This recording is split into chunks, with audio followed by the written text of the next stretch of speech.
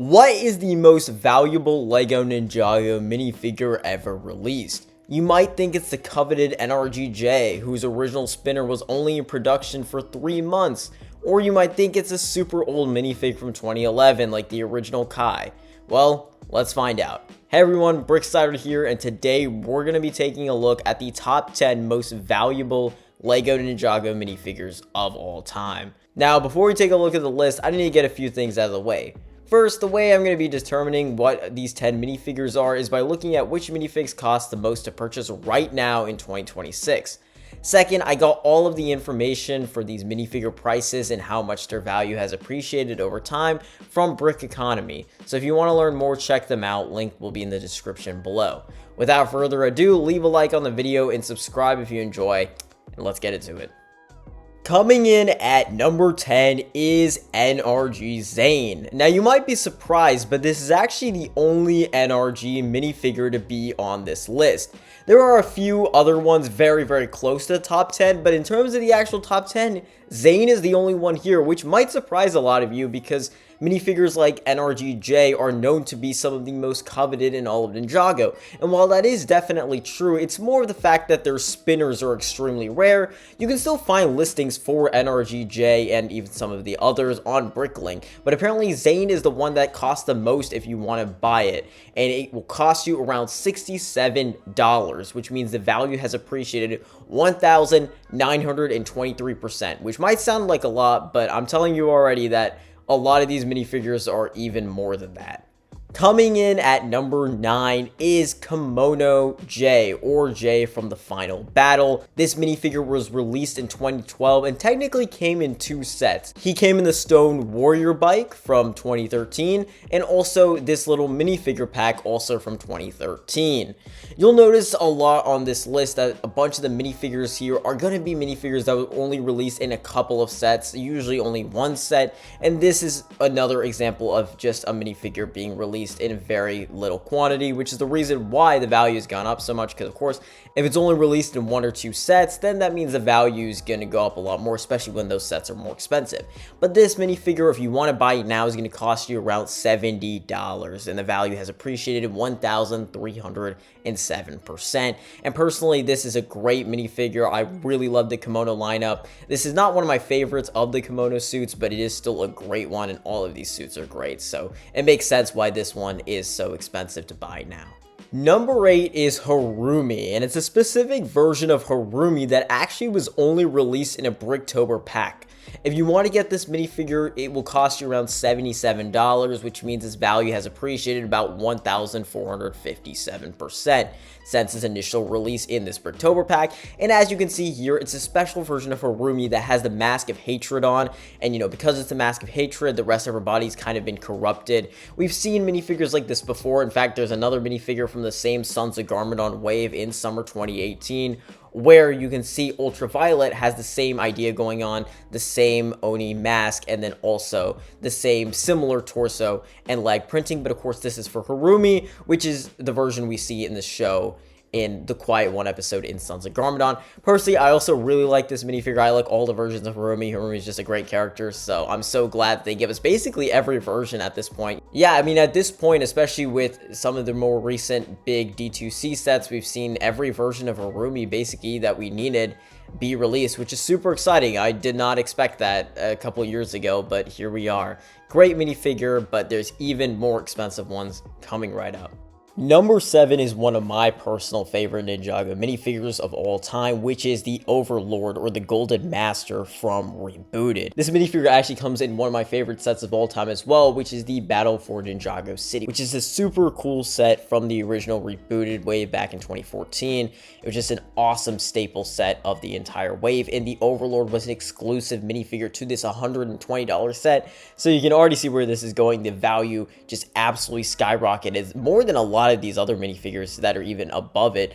It has gone up in value by 2,230%, which is just absolutely insane. If we were just going based on pure percentage of growth, this would easily be near the top of this list, but right now is valued at $93, which is still a lot. But again, there's some that are going to go above 100, so there's even more crazy ones to come. But yeah, the Overlord minifigure, it's fantastic. I think they really went all out. I feel like back then especially, there was almost no compromises on printing quality, and a minifigure like this was just really special to get. And it's not the last of these super coveted villain minifigures. In fact, we have one right here. Number 6 is that minifigure, the possessed version of Lloyd or Moro.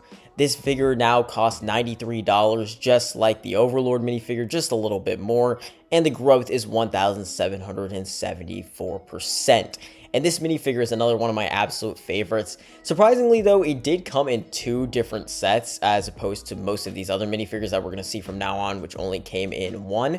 But technically, this version of possessed Lloyd did come in 2 sets, which were the Attack of the Moro Dragon and the City of Styx. But it makes a lot of sense why this appreciated so much, just because of the fact that these are 2 extremely sought after sets by collectors, even more than a bunch of other Ninjago sets. I mean, the possession wave in general, if you try to look up the aftermarket prices, like, oh my god, they're very difficult to find for anything reasonable. These sets go for hundreds and hundreds of dollars, even some of the smaller ones.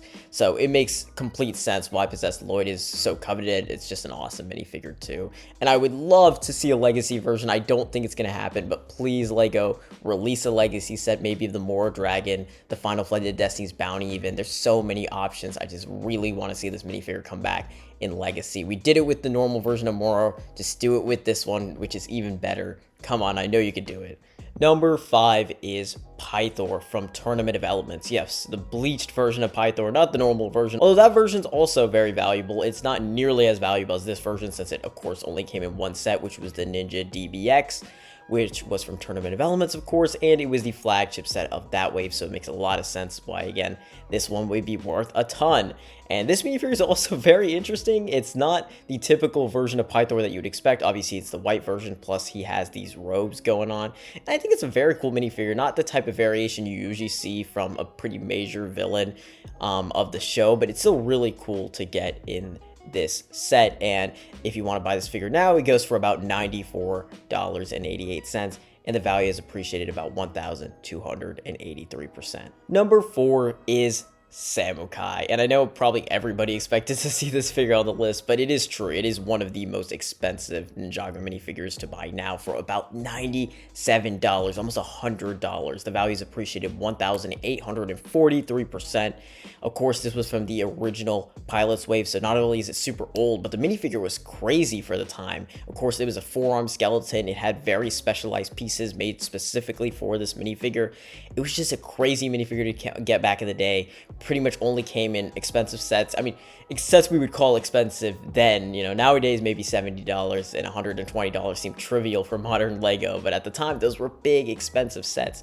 So it makes a lot of sense why this guy is super duper valuable and just a super nostalgic minifigure. I hope one day I can get my hands on him, but it's not very likely. We'll see though. Who knows? Number 3 is kind of a tie. I'm going to put it as both of the Time Twins. Technically, it lists them as different, but both Time Twins are about the same in value, and I don't want to take up 2 different slots, but both Krux and Acronix use very similar design, very similar pieces. There's only very, very minor differences. But this is another one of these villains that, you know, just went crazy up in value. And I actually didn't expect to see them here, but they were almost $100 now if you want to buy them, and both have appreciated crazy 2,176% to be exact, and that is just insane if you ask me. A crazy amount to go up, especially for figures that just came out in 2017, which is relatively recent, still 9 years ago, but still relatively recent. And they both came in the same set, which is the Dawn of Iron Doom, which is actually another super valuable Ninjago set. So this definitely makes a lot of sense, but it's also one that I did not expect to see here at all. Number 2 is Akita from Secrets of Forbidden Spinjitzu, a quite recent example here, but one that makes a lot of sense since this minifigure now cost $105. It appreciated 2,876%, which means yes, even compared to the number 1 spot, this is the one that is appreciated in value the most from its original price, which is just crazy, dude. But yeah, Akita, this is an amazing minifigure that came in the Castle of the Forsaken Emperor set. Again, another flagship set, but this time it's not as old, but it's still, the set is very, very expensive if you want to get it now. So obviously, one of its exclusive minifigures is also going to be super hard to get your hands on. It's a really great minifigure, and honestly, it makes so much sense why this one it costs so much. But again, it's also kind of crazy that it ended up this high in just a couple of years. But number 1 takes a spot by quite a bit, and it's not even really a minifigure. It's actually a big fig, and that is Killow. Killow takes the top spot here, costing around $124 in 2026, which means the value is appreciated over 2,300. It's just crazy that a minifig could cost this much, even if it is a big fig. But this came out in the Sons of Garmadon wave. Again, not super duper old, at least compared to some of these other listings, but it is still a relatively old minifigure now at this point. But Killow, obviously a big fig, and so it's going to cost a lot more to produce. And then over time, it just became super duper rare. I think a lot of factors went into making this the most valuable Ninjago minifigure ever. And honestly, I think it's well deserved, and I don't see that changing for a little while now. Although there are some minifigures that have gotten close, of course, that we've seen in the past few years. And we'll see if maybe one day Killow will be dethroned. That's the list though, and I hope you did enjoy. Thank you so much for watching, and I'll see you in the next one.